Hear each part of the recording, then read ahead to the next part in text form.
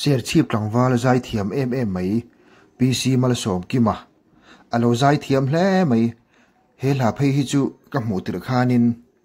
kangai thanon tluk maya asanal kher maya he ngai thatu te ril ru po ne hle nin khria PC mal som ki ma hi zai fo ti chu ka thina amaro chu kangai thatam lova he la kher ke ri chu asa thiamin asa fu hle mai nangni pon longai thla ula ka du'a he la nal tak mai cross thil ti theina ingai thachinang sanal takani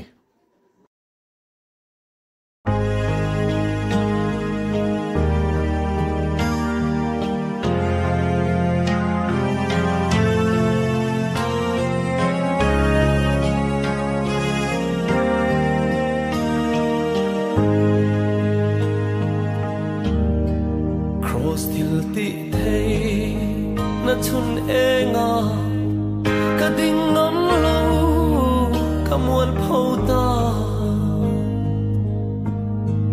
Calvary cross zu na oin atui ral me ka shing nun hi min fan zo me ka lai ril hi ka phang au van khone tui o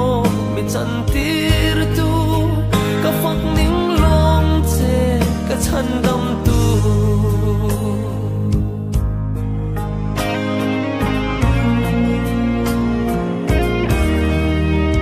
bel gong dan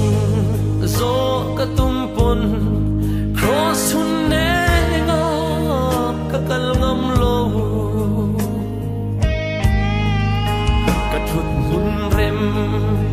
tang sang berpo min khe chim sa tuar na room ne min fan zo ge ka lai ril he ka phang au ron room ka khia chu van khole tui o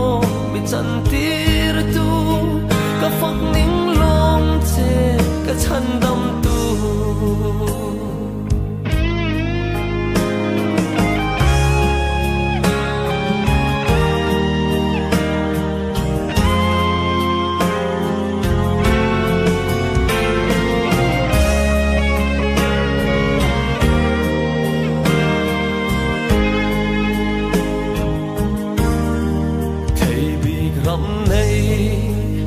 phal silo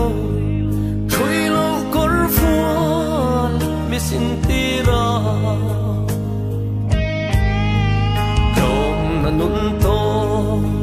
lovin min thuam ka bau bil tu phal silo min fan zo ge ka lai ril he tha phang au siat chu van khole tui o mi chan tir tu ka phak ning long che ka chan dam tu hoi rin cross lam it hirang shing nun kho ven zuna oi ten nu chon ram shing mi leng ram zong